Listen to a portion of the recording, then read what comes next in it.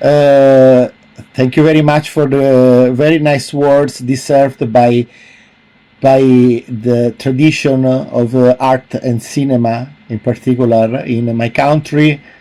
You know, Italy, for many reasons, for historical reasons, sometimes is a laboratory for a lot of different things in culture, society, anthropology, etc.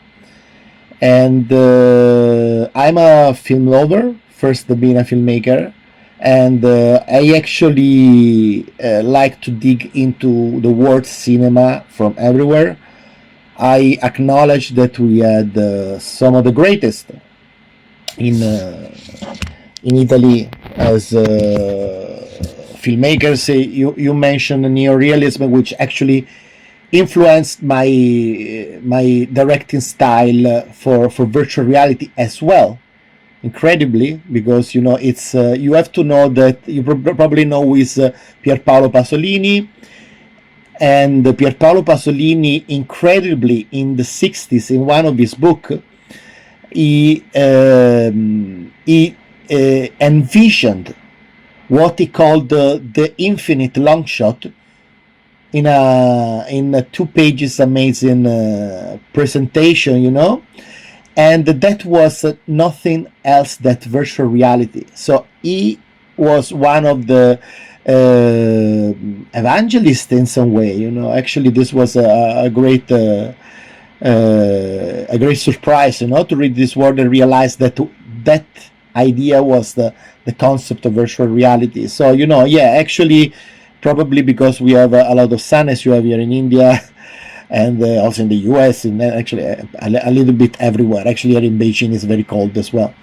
But you know, we had some people they've been able to do great things. I have to say that mostly to be more Chinese than anything. I'm more a word person. You know, I mean, actually, the experience in a far culture like China helped me to understand more. You know, the word itself. You know, and the vision that can be very different.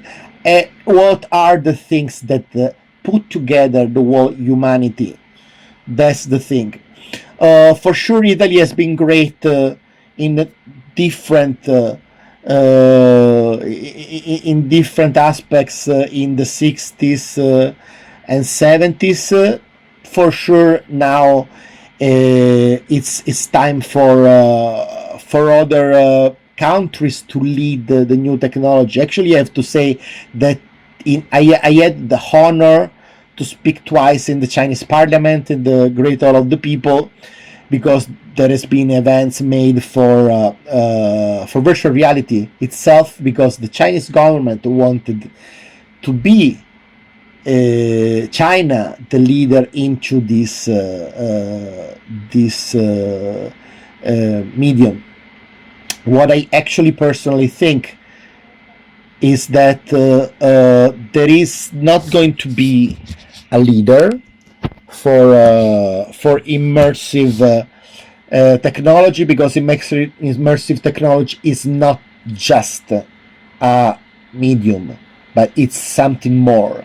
It's actually, as Dietrich said, a new universe, a new level of life.